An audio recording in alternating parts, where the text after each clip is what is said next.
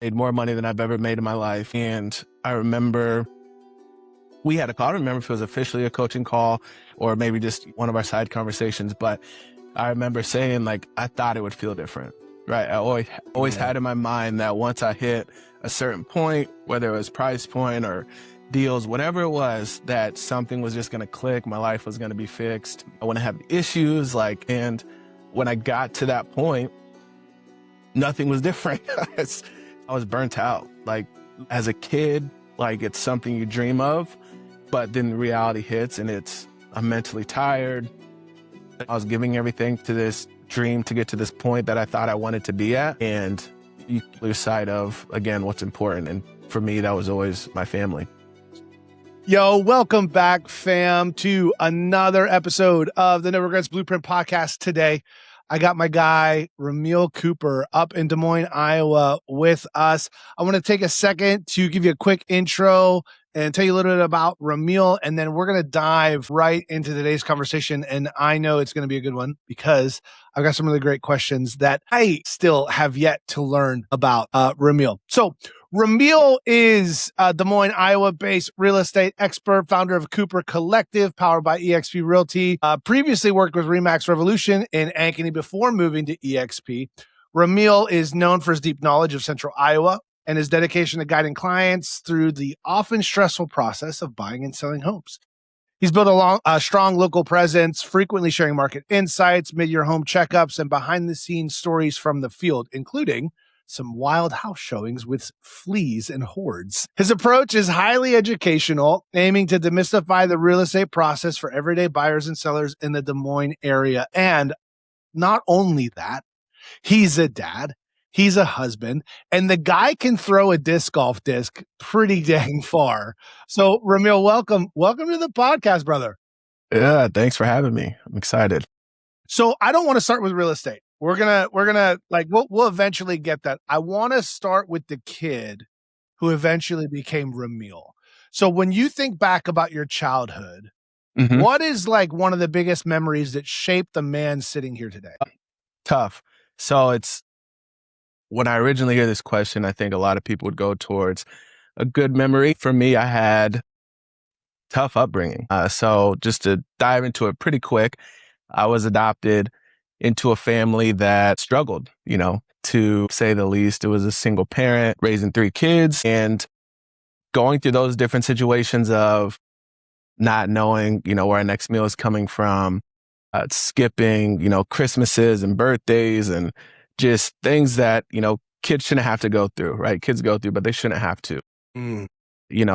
Taking cold showers and just losing water and just different things that, have people struggle. So the defining moment, I guess, for me, where I knew where my life was going to be projected was, I would say I was in middle school, so probably 7th grade.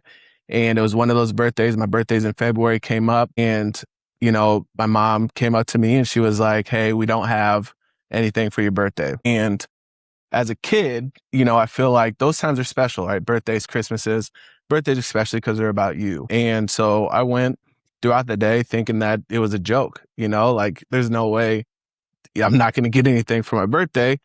And the moment that I realized that she wasn't lying, like I really was not a cake, anything, like not a present at all. It hurt. It was a big pain. And from that, right around that moment, I told myself that if I ever, or the moment I had an opportunity to make my own decisions, and if I was ever blessed enough to have a family, wife and kids, that I wasn't going to put them in that situation, right? Any situation that I was in. So that for me was definitely that I can remember the biggest turning point for me. It affected all my decisions, going forward.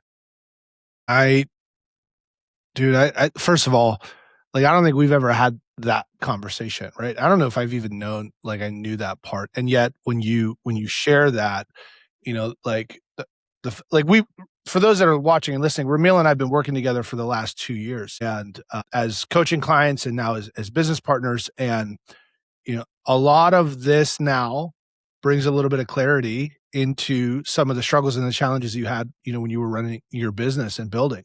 we'll get to that. I want to stay here for just a minute longer. And oftentimes we model as men. Oftentimes we model our parenting styles or the fathers that we are based on what we wish we had. Mm-hmm. How did your experience model the father that you chose to become today? The first thing is being there, right? Obviously, I didn't have a father. So my number one thing is just make sure that I'm there for my kids.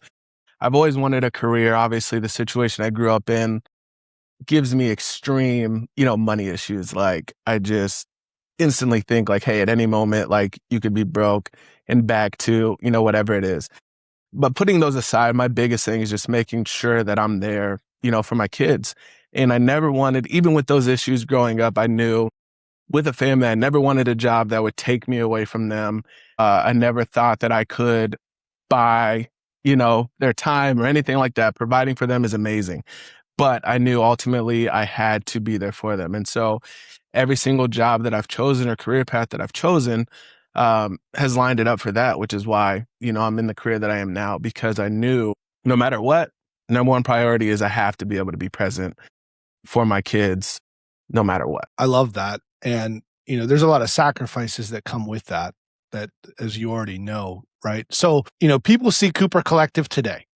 Very few people know the costs that it take to build something like that. What did success ask you to sacrifice in those early years getting this thing off the ground and up and running? Man, I would say like mental clarity.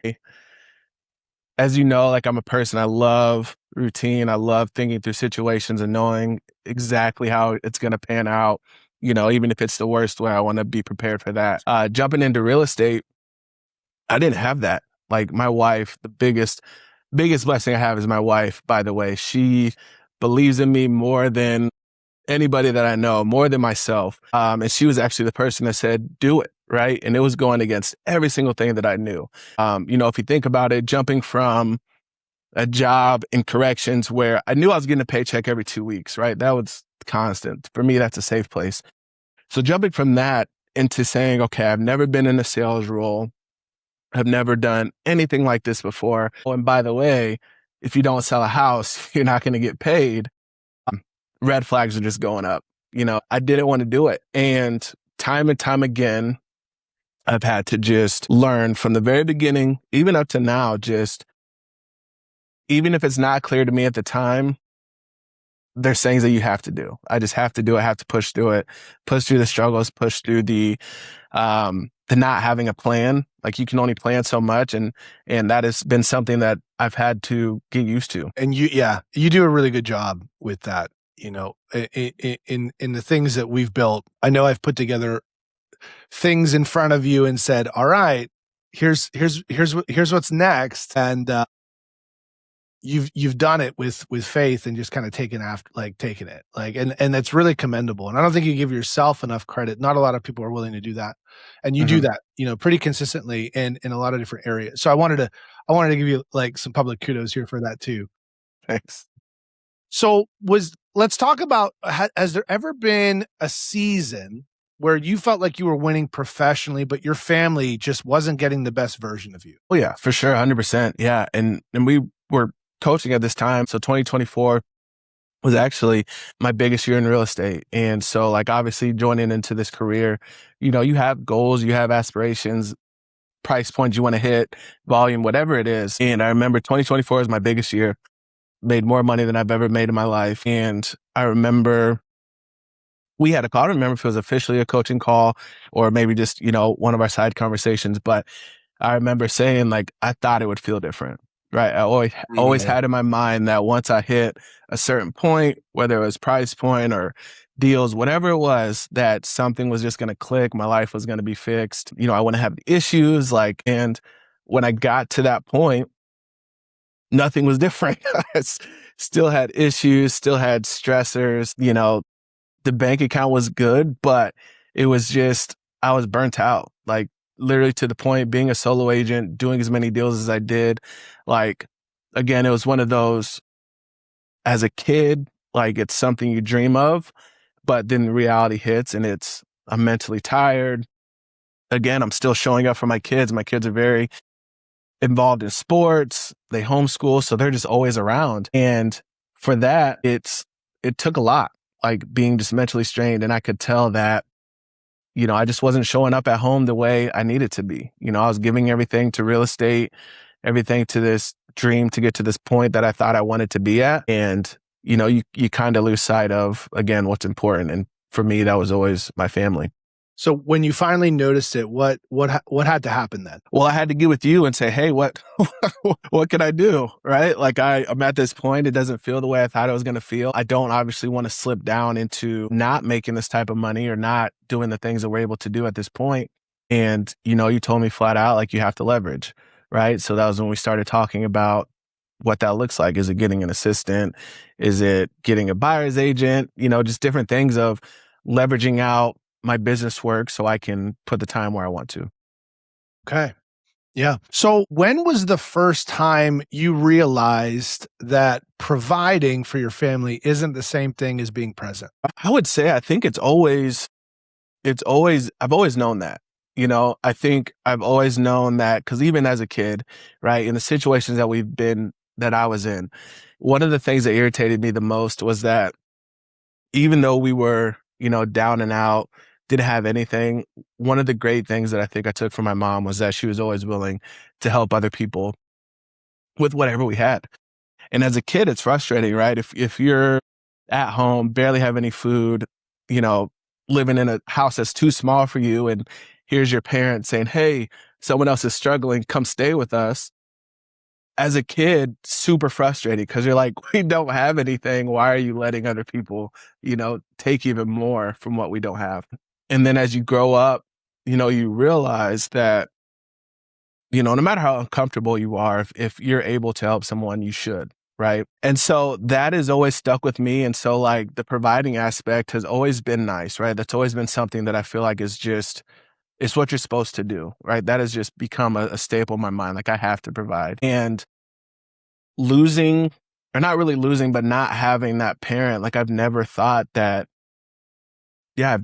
that I could buy, presents. You know what I mean? I just always knew no matter where I'm at, even today, like if I had to give everything up in real estate and go work at McDonald's, like I could still be fulfilled in that, knowing that I have my family, knowing that we're together and that I have that presence in their life. So ultimately that's always what it comes down to. Like providing is always going to be something I'm going to do. It's not a question. It's not, a maybe or, a possibility. It's just something that I know will always be taken care of for my kids and my family. And so it's not anything that I can put over being present with them. Love that. You and your wife decided to homeschool your children, which isn't Yep. the easiest path. What was important enough for you and your family to completely change your lifestyle? To homeschool? Yeah. So yeah, we went back and forth on that for a while. She went to school for childhood development. She's always had this calling, to want to be a mom, work with kids. And that's really all she's done. All her jobs has pretty much been doing stuff with kids. So she's always been on board for it. It was me that had to be really convinced of it. I think back to experiences that I had, just growing up, of kids that I've met that were homeschooled. And while they were, probably some of the most responsible and like smartest kids that we would know, there's always just some type of like social aspect that was different than the rest of the kids. And so for me, that was big. Like I wanted to make sure that my kids, were socialized and that, ultimately our goal as parents should be, have them be productive people in society. And so my wife pushed and pushed and pushed, and we did a bunch of research. And even at this time, like my oldest is 10, and so this was probably 8 years ago when she probably started doing like homeschool stuff. And even back then, like it was so much further than I even imagined as far as like opportunities for kids to get together, the acceptance of it all. And over that, the last 8 years, it's gotten even more. Like, I mean, the homeschool scene is just outrageously huge. And I can't think of anything better, that we could have done for our kids. Like, I don't feel like our kids are missing out on anything socially. Obviously they're smart and where they need to be education wise, and they get to spend time with their mom all day, right? Which is for her a blessing. She loves it. It's stressful. I don't know how she does it all the time with them, but just seeing the benefit of that one decision that we made, I don't think we do it any other way. That's really cool. What's something your kids have taught you that no business mentor ever could? I would say something they taught me that no business mentor ever could.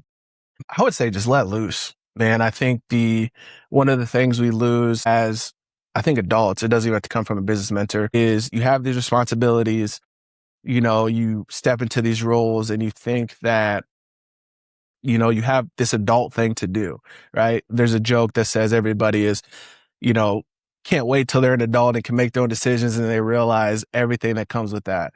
And for me, coming up the way that I did, making the decisions that I did, like I wouldn't say I'm tightly wound, but like letting loose. I would. So maybe I am. I wouldn't say I'm tightly wound, but like letting loose is just like, yeah, something that it makes me uncomfortable. And having kids that are, they're loud, they're kids, right? They run around, they scream, they want to play all the time, they want to do all these things. Having them has forced me to, revert back to that, right? Again, I want to be with them. I want them to enjoy my time. I want to have the impact in their life. So I don't want to be the dad that just, sits around and ignores them while they're having their life, around me. So yeah, definitely. I haven't heard a business guru say like, let loose and, kind of don't be so wound up. But yeah, my kids, I mean, they teach me in as much as they can to, be more myself, I would say. One day, your kids might be on a podcast like this, and someone's going to ask them, what was it like growing up with Rameal as your dad? What do you hope they say? Man, that's a tough question. That is really tough. Growing up with me, I hope they would be able to say that they never felt like I didn't support them. I think for me, especially growing up, I have an idea, a vision, a way that I see the world. And I think it's pretty easy as parents to try to protect your kids from that. And so having to realize that, one, they're not in the same situations that I was in, so they don't need to see the world the same way that I do, is important. And so there's going to be things that they want to do, even ways that they want to act, right? Going back to just them being loud, very much themselves kids. I've had to work really hard on not suppressing that, right? I don't want them to try to fit and conform into what I think people want to see, because that's what I've done most of my life. And that's why, I'm 35 years old trying to figure out who I really am. And so, yeah, ultimately, I just want them to know, when whether I'm here or not, and, they're old enough to really realize that, I supported them and I support them always, and let them be themselves. I trust that they're going to make the right decisions, and, they're going to be living the life that they want to live. What's one cycle that ends with you? Oh, there's a bunch. Oh, man. What's the biggest one for you that that you played a part in saying, this ends with me, this doesn't continue? Yeah. I would just say an overall belief in yourself. Even the three, like my three biggest titles that you mentioned in the front, being a husband, being a father, and being a business owner. Those are three first for me, my immediate family, pretty much any family that I can think of. I don't know anybody that is married.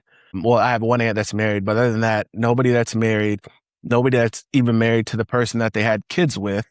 So that's a first, for me and my family. Again, being a father, right? My family's just littered with single parents, single mothers, right? So you don't have that family core unit. So that's another first. And then just being a business owner, there's not one person that I can think of in my family that's a business owner, has made over six figures or anything like that. So those are all first for me, that I'm proud that my kids are going to be able to see that and know that all these things are possible for them. Because for me growing up, it's cool to say, hey, I'm the first to do this in my family, but it's also extremely lonely. I don't have people to, you're struggling on your own, you're figuring things out on your own, you're having to connect with different people that are obviously outside of your family or, friend group to try to find a way. And while that's very much possible, right? Obviously, like I got connected with you and you've helped me a ton. There's just something different about it being in-house. Mhm. And so knowing that my kids are going to have that pathway and have great examples of, you know, what a family looks like, what being, a spouse looks like, running a business.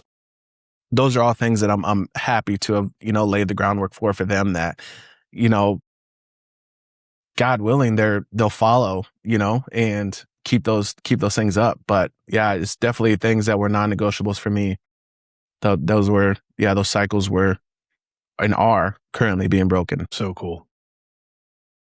All right, we're going to shift a little bit here. This will be fun, especially since you just mentioned that one of the things that you're working really hard on right now is, figuring out like, who are you, right? Like Mhm. who is Rameal when nobody needs anything from him, right? When you strip yourself of all of your titles. So when Mhm. clients don't need you, when agents don't need you, when Bria doesn't need you, when your kids don't need you, when it's just you, Mhm. who is that person? Yeah, I think kind of the sad part of that is I'm figuring it out. I haven't taken enough time to even know that. Obviously I know things about myself. I know some things that I enjoy. I know things that, make me tick, one way or another. But being so focused from a young age of trying to, again, hit this point, make it to this level, create whatever this world is, like I didn't leave any time to really look at myself.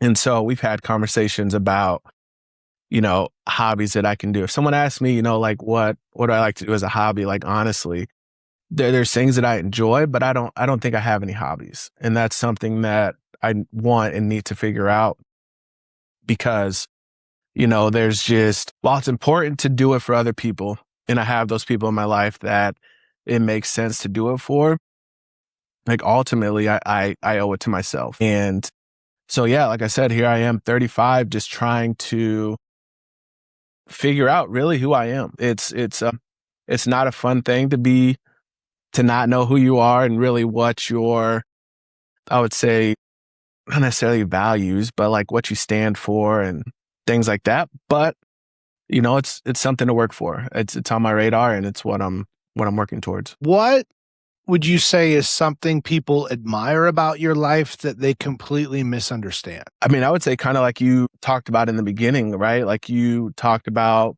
how I'm able to take something and just go with it, work towards it, start in real estate and build up my business to where it is, be the father and all those things. And I think people admire those things, but they don't know like the backstory of it. They don't know why I'm doing it. Like you said, you didn't know my adoption story or any of my upbringing. And that it's very much done on purpose, right? I don't talk to people about it. I know you asked publicly, but yeah, close friends, like a lot of people don't know the things that I went through or, that made me kind of this person today or why I do what I do. And that's is by design, right? I never wanted to have, I don't know, I don't want to say someone look down on me, but it's just, it's almost something that, I've almost felt embarrassed of, just doing that. And so I've tried so hard to put, on this face or this mask that, you know, I just kind of have it together and this is what it takes. And so, What's yeah, it's, what's behind that embarrassment? What judgment are you afraid of most?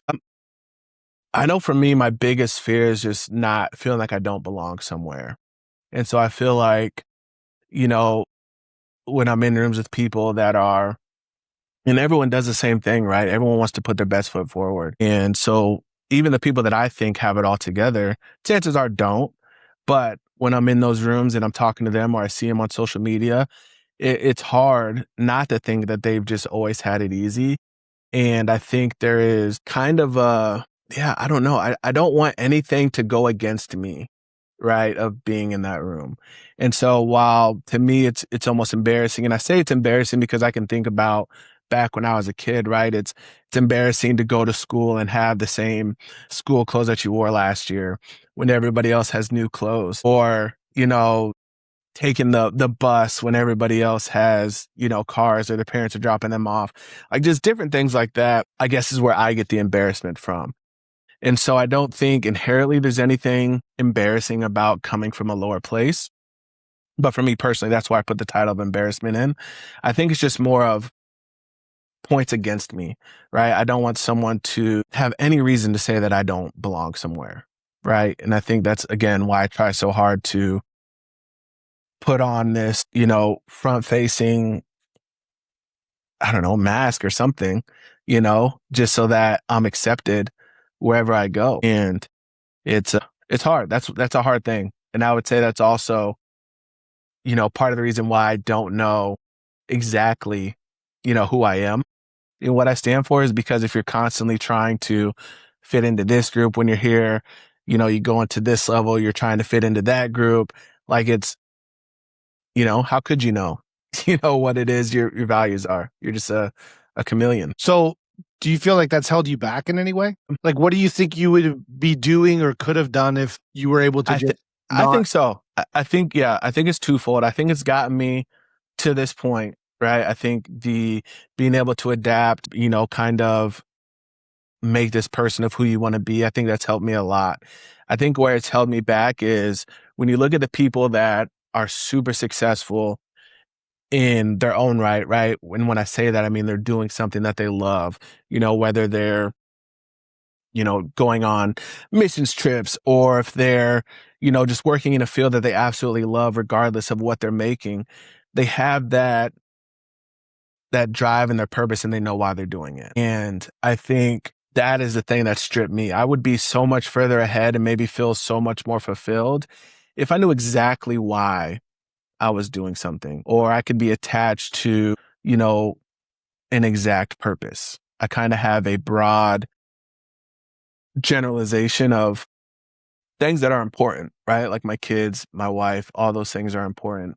But I think definitely if I had tunnel vision on just one thing, I think I could probably be more fulfilled and farther along. As you shared these thoughts, Mm-hmm. and it's interesting, like how we see ourselves versus how the people around us see us. Do you think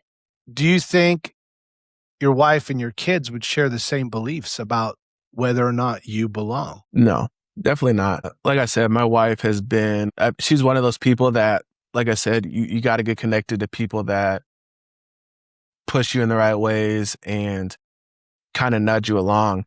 And she's always been that person, since the day we met. It's just, we come from very different backgrounds.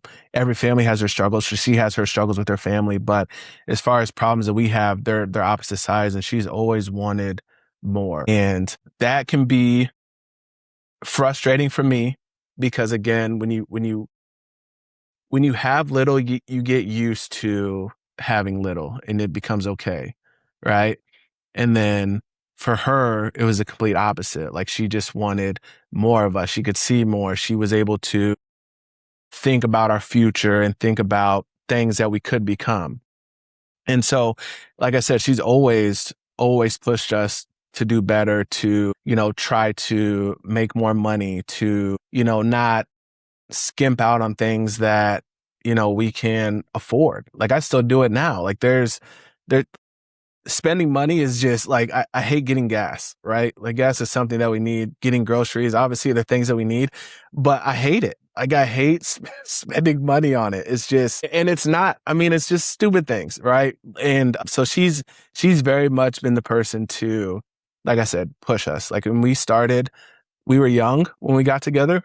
And, I remember the first time we had $100 left over in our bank account, right? Before we got paid again.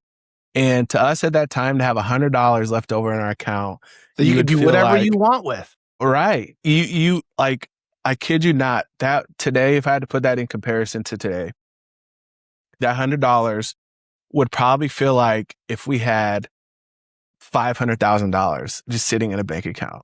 Like just to put that in comparison, just because of where we were at in our life and living paycheck to paycheck, not having the extra money and, just I remember even that same day when we were like, man, we're getting paid again and we have $100. I was like, one day we're going to have $1,000. And it was kind of a joke. You know what I mean? Like, because at that point, having $1,000 extra dollars just to do whatever with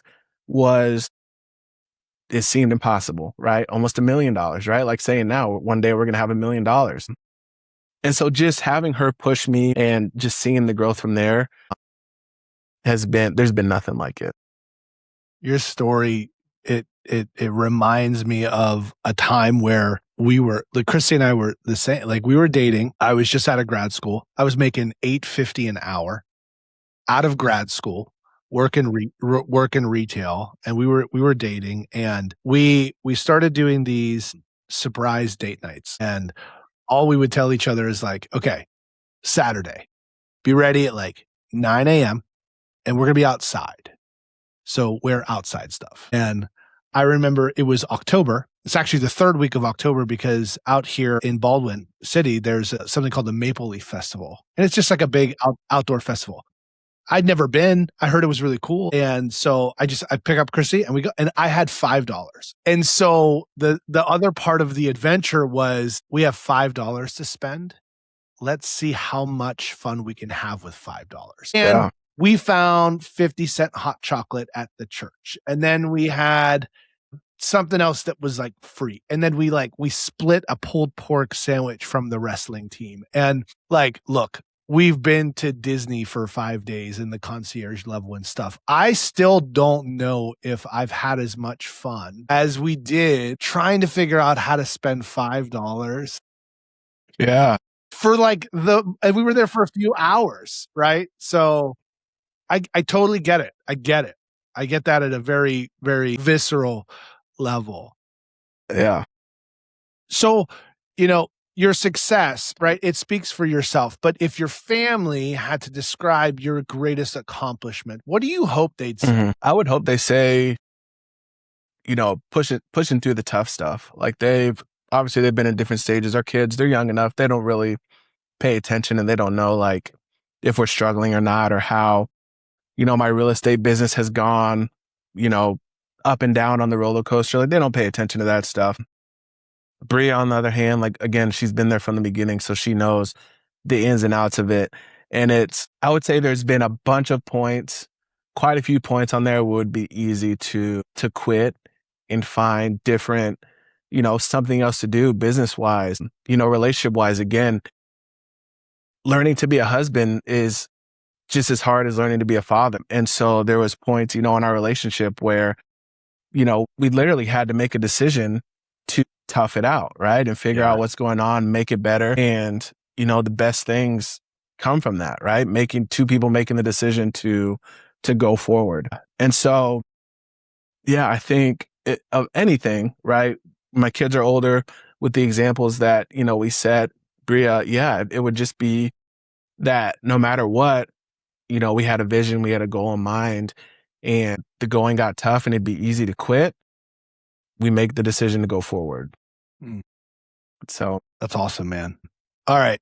I've got this incredible time machine that I haven't told anybody about. And I'm able to dial it in to that day in middle school in February when you were riding home from school when you found out that there was no birthday for you.